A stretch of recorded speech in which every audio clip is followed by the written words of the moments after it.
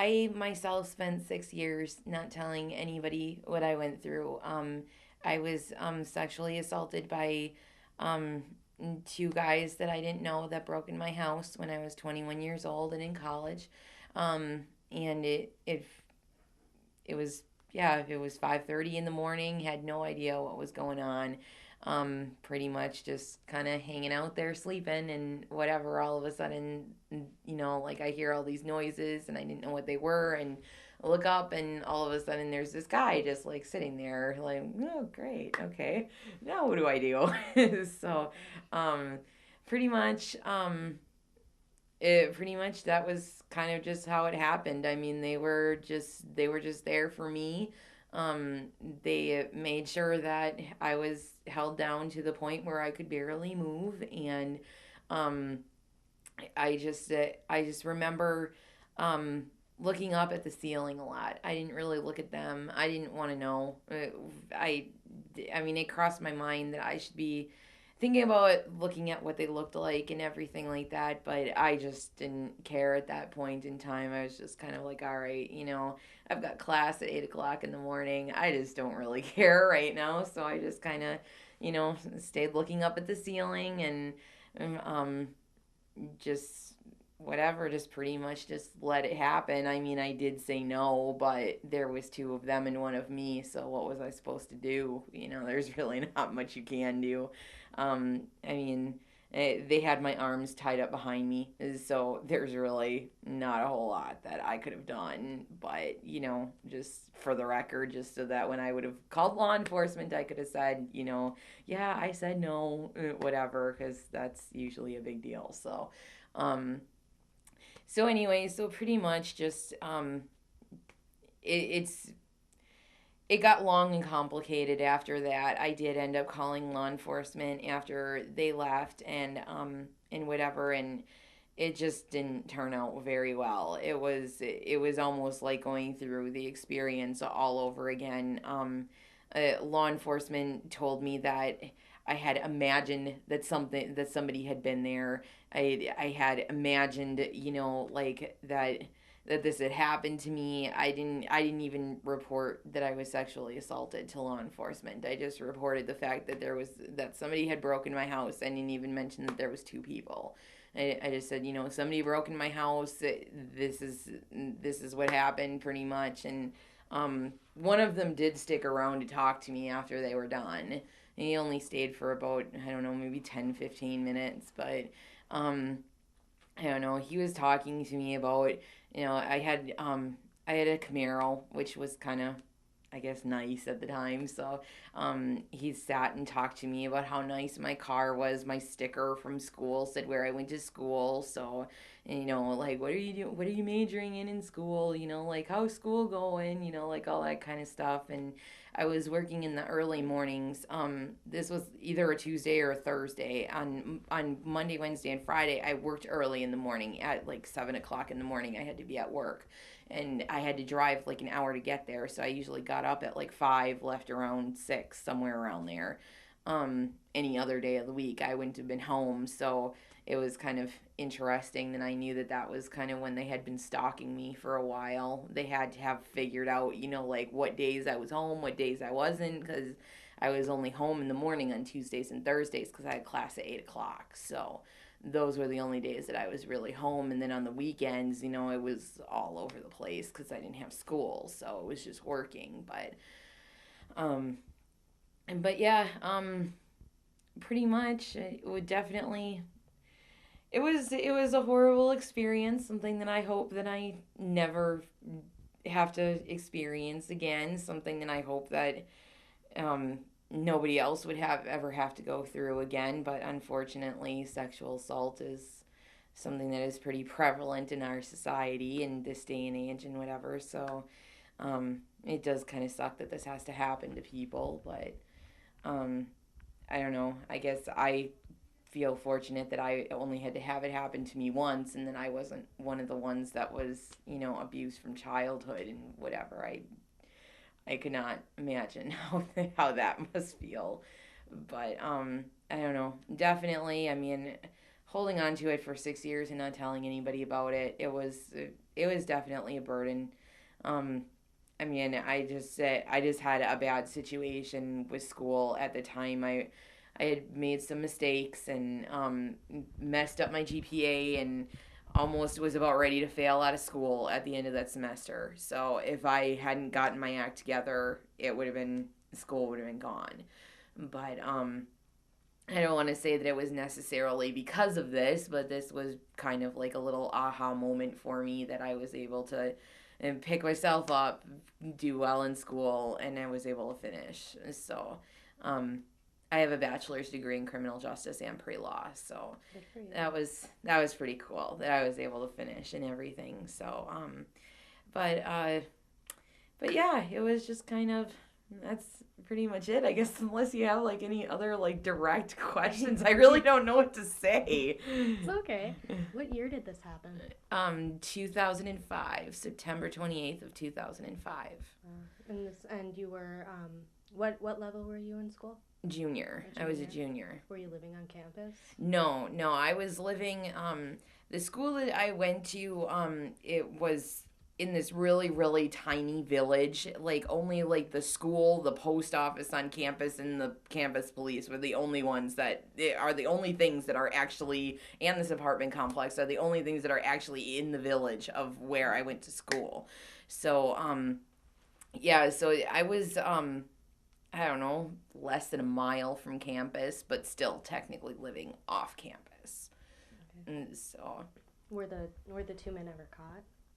well, I had heard some rumors afterwards, after the police were done with their investigation. I had heard some rumors afterwards that they had caught them, or they had caught one of them, the one that I told them about and everything, but they didn't want to do anything about it because they didn't file any charges or anything like that. I was supposed to have the sheriff come and fingerprint my apartment because I knew exactly where they had been and where they hadn't been and all that kind of stuff. So they were supposed to come and fingerprint the doorknob. That was technically the only thing that they really touched. But unfortunately, my landlord and my neighbors that didn't know me very well and had too much time on their hands, it basically told them that I was a slut and I deserved what happened to me and all this other kind of stuff. You're kidding. I guess that my neighbors, they told me that my neighbors had written down logs of when I came home, who was with me, what time it was, when did I leave the next time, and I'm just like, really, how pointless of lives do these people have? Seriously. Well, I But suppose when you live in a tiny village like that, that's what they have to do, right? yeah, I guess pretty much. My But goodness. yeah, so I guess so yeah, I was pretty much told by law enforcement that I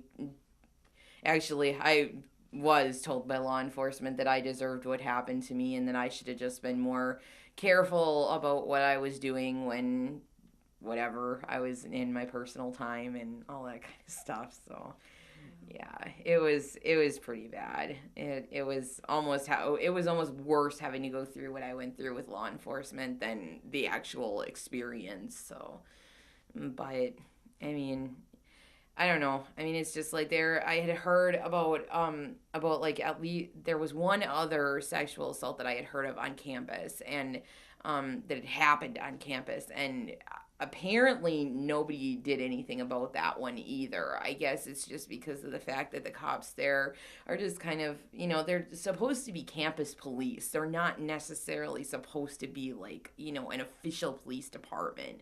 So they're not really set up, and I don't really think that they're trained to deal with a lot of the stuff that might come up for college people.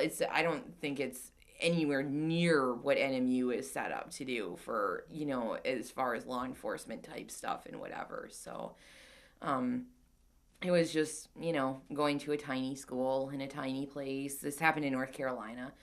So, yeah, it was just a tiny school in a tiny place, not near really any big cities. The biggest city that it was close to was like a half an hour away. So, and then where I worked was one of the other bigger cities, but it was an hour away. So it was just not it, it they just weren't set up to deal with something like this, and I'm sure that they wouldn't have expected, you wouldn't expect a whole lot of crime like this to take place in a village that 200 people live in. So that's I just think it was really just due to inexperience and lack of training, lack of education to law enforcement about what might happen to college students and whatever. But I don't know. I don't blame anybody. I have no blame for anyone. I mean, I guess except for myself sometimes I'm still trying to get over some of the things that I did and didn't do and should have done, and the woulda coulda shoulda type things. But um you just never know how you're going to react in that type of situation until you're in it. And you have to make sure that you don't make any judgments about yourself, or you don't let anybody else judge you about how you do act when you're going through something like that, because there really is no way you could prepare for what you're going to do. There's no way you could predict what your body's going to do. I mean, your body has, physiological reactions that happen when that kind of stuff goes on. So you can't predict what your physiology in your body is going to have you do in that type of situation. But I guess I should just let anybody know that may watch this that I did have the opportunity to remain anonymous, and I didn't because of the fact that I've learned that I have to own this. This is mine. Unfortunately, it's a part of my life. It will be until the day I die. And I just figured it would just be more beneficial, even though I do have a lot of family in the area that has no idea that this happened to me. Um, I just thought that it would just be much better for somebody else that might be thinking about coming out just like I did. Hundreds of times I wanted to say something over the 6 years that I didn't say anything. And I don't know. I don't want to say that it hindered my healing. I don't want to say that it helped it. It's just that that's just the way that I chose to deal with it. I know it's a lot of the way that a lot of people choose to deal with it. And I'm not going to say it's the wrong way, and I'm not going to say it's the right way. It just depends on the individual. Some individuals might be okay.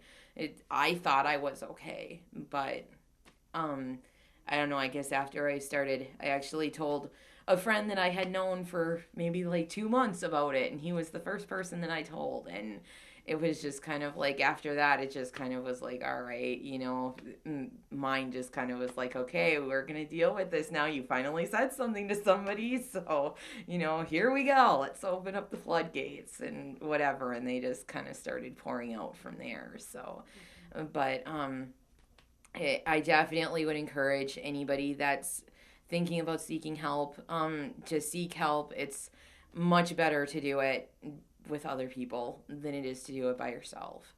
Like I said, I was fine. I thought I was fine for 6 years doing it on my own. But it's just that ever since I have started seeing a counselor about it, ever since I have started telling people about it, it has kind of made healing a little easier because of the fact that at least now I'm not totally alone anymore. And some of my friends that I told that were around the area at the time were not exactly thrilled that I didn't tell them until 6 years later that it happened. They were kind of upset with me, especially because one of them was just right down the road on campus. And if I would have called her or something like that, she would have been down there in 2 seconds, literally. I mean, so she was not happy with me when I told her that I wanted to wait and not say anything, but it was okay. It turned out okay. I mean, I did end up leaving my apartment. The night of, I was since it was 5:30 in the morning, the night of, I was determined to stay in my apartment. I said I wasn't gonna leave. This was my place. I'm not gonna leave. I can't make me like go out of my house for this. But unfortunately, I did back down and leave, and that's been one of my biggest regrets. But I don't know. I guess I've many people tell me that that is not a regret to have, because if something would have happened again, they would have known I was there and all that kind of stuff. So who knows what would have happened, but I still kind of felt bad about leaving. I still do, and maybe that's just not something I'll ever get past, but it'll be okay. I have a lot of faith. It'll be fine.